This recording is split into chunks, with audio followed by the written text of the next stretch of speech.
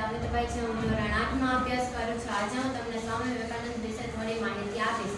સ્વામી વિવેકાનંદનો જન્મ 12 જાન્યુઆરી 1863ના રોજ થયો હતો. તેમની માતાનું નામ ભુવનેશ્વરી દેવી અને પિતાનું નામ વિશ્વનાથ દત્ત હતું.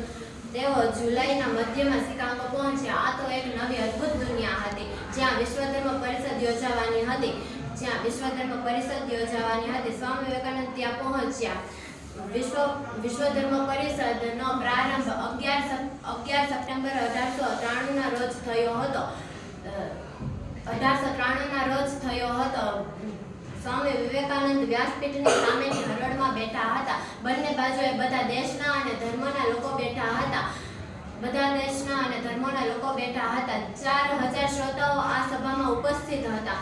સ્વામી બપોર પછી મોડેથી અધ્યક્ષે સ્વામી વિવેકાનંદને પૂછ્યા વગર જ સ્વામી વિવેકાનંદના નામની ઉદ્ઘોષણા કરી. સ્વામી વિવેકાનંદ પાસે બીજો કોઈ પસંદગી ન હતી, તેથી તેઓ ઊભા થયા અને સભાજનો સમક્ષ મુખ રાખીને પોતાના વક્તવ્યનો પ્રારંભ કર્યો. અમેરિકાના મારા ભાઈઓ અને બહેનો, તેઓ વધુ કશું બોલી શક્યા નહીં, પરંતુ એમણે જે શબ્દો બોલ્યા તેનાથી શ્રોતાઓના હૃદયને અત્યંત સ્પર્શી ગયા.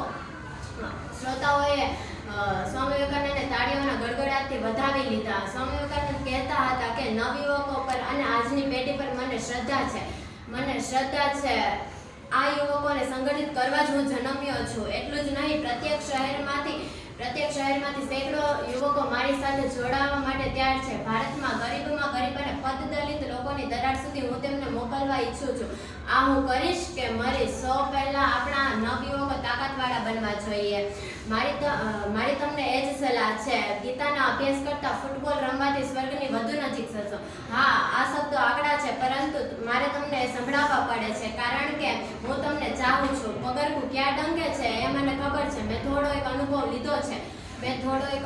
લીધો છે, કારણ કે હું તમને ચાહું છું.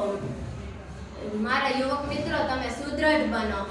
એક અંગ્રેજ બાળક તમને સંભળાવશે કે હું અંગ્રેજ છું અને હું ધારું તે કરી શકું છું. અમેરિકન બાળક પણ તમને એ જ કહેવાનો, અને કોઈ પણ યુરોપવાસી બાળક તમને એ જ સંભળાવશે.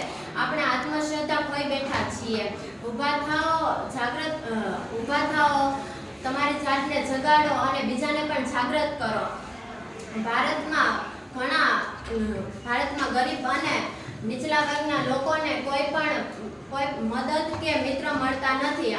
તેઓ જેમ ઊંચે ચડવાની કોશિશ કરે છે, તેમ દિન પ્રતિદિન નીચે અને નીચે ઉતરતા જાય છે. ભારતમાં ગરીબ લોકો, તેઓ ભૂલી ગયા છે કે તેઓ મનુષ્ય છે. ઉઠો, જાગો, અને જ્યાં સુધી તમે પોતાના લક્ષ્યને પ્રાપ્ત ન કરો ત્યાં સુધી અટકો નહીં. તમે બધાને ઉપદેશ કરો. ઉઠો, જાગો, અને હવે વધુ ઊંઘશો નહીં. તમારા દુઃખોને દૂર કરવાની શક્તિ તમારી અંદર જ રહેલી છે. આમાં શ્રદ્ધા રાખીએ તો એ શક્તિ આપોઆપ પ્રગટ થશે.